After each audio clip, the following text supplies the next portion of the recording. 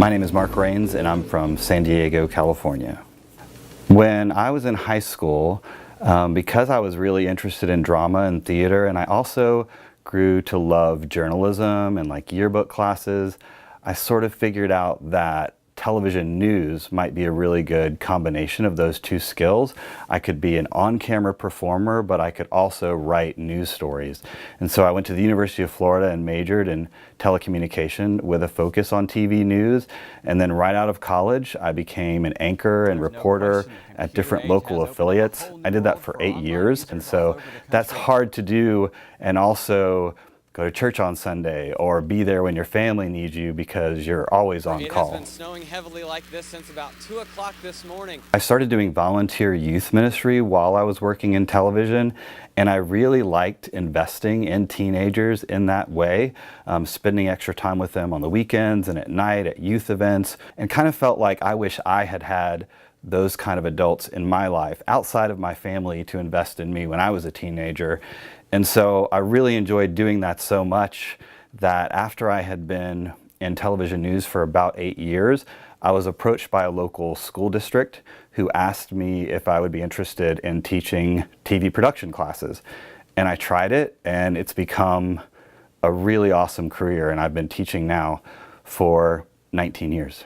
So about 7 years ago, pretty much out of nowhere, I developed an adult onset speech impediment, which was pretty crazy for me, particularly because my whole adult life and even my childhood, public speaking was such a big component of all that I do. And for about a year, I saw doctor after doctor, and no one could figure out what had happened. I had been sick before that for about 6 months for some lung infections, and there was the possibility that medication I had been on had caused the speech problem, but it wasn't going away and it wasn't getting better, and no one could really figure out what had happened. After a year of struggling, a new doctor, a neurologist, decided to try me on medication for Parkinson's disease. You see, that disease has a speech component to it, and we've basically found a drug that's controlling my speech. If I miss a dose, I'll start stuttering within hours.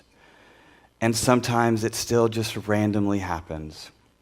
The only bummer with the medication is that it causes me to be constantly drowsy, and that's definitely been a life adjustment. For me, the drowsiness is worth it so that I can speak clearly, because when I was struggling with my speech, that was pretty exhausting as well.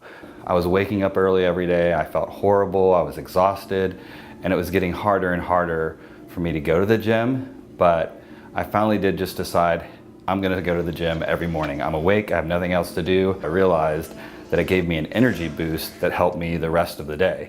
And I've worked out ever since then. So not only does it help me with the Parkinson's medication, I've also been able to see like a lot of great results by being consistent, working out every day, regardless of what's going on. In 2014, I started an Instagram account, California_Thor. And at first I was really just trying to learn Instagram for my high school communications classes. We were starting to use it at school, and I wanted to see how it worked. And I started sharing my fitness journey about being small and skinny when I was a kid, about learning about fitness and television, and then about now working out to feel better, to fight the energy draining side effects of Parkinson's. A couple of years after my speech problems started, I decided to get a tattoo. And it was really important to me because I wanted a permanent reminder of sort of how God had seen me through this health struggle. And it reminds me that I'm loved, blessed, hopeful, accepted by God, regardless of circumstances. For the past 5 years, my mom has been fighting ovarian cancer. It's incurable, but it is treatable. And so she's been undergoing chemotherapy on and off for these 5 years. She's had several surgeries. And this year, I found out that my school district offers a sabbatical leave. I packed up all my stuff in San Diego, put it in storage, and drove across country from California to North Carolina, and now I'm living with my parents for a year, and I'm working on my master's degree online while I help my parents. And it's been a really big decision and kind of a crazy experience at this point in my life. But I'm like so thankful that I'm able to do this. I never would have imagined being 48 years old and moving back in with my parents. But what a blessing to be able to do that, to be able to come home and help care for my parents. It was a big decision to do this for a year and to take a break from my life in California to come here and to do this, but I know that I'll never regret that. If you had told me when I was a teenager and I weighed like 100, 105 pounds at age 18 that one day that I would be involved in the fitness industry and have thousands of people interested in my fitness story, there's no way I would have believed that. It's been a really exciting thing and just a blessing later in life, especially in the midst of all the hard things that I've had going on with my health, with my mom's cancer battle. It's just been a really encouraging thing to have happen and to see others join along and inspired and encouraged by my story, and also companies coming in and wanting to partner with me to share how important it is to have a fit lifestyle. But here's the gift I found in this.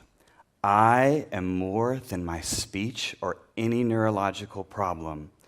You, all of us are more than any one talent, skill, or adversity. Challenges are just an opportunity for change, and it's our choice how we respond to them.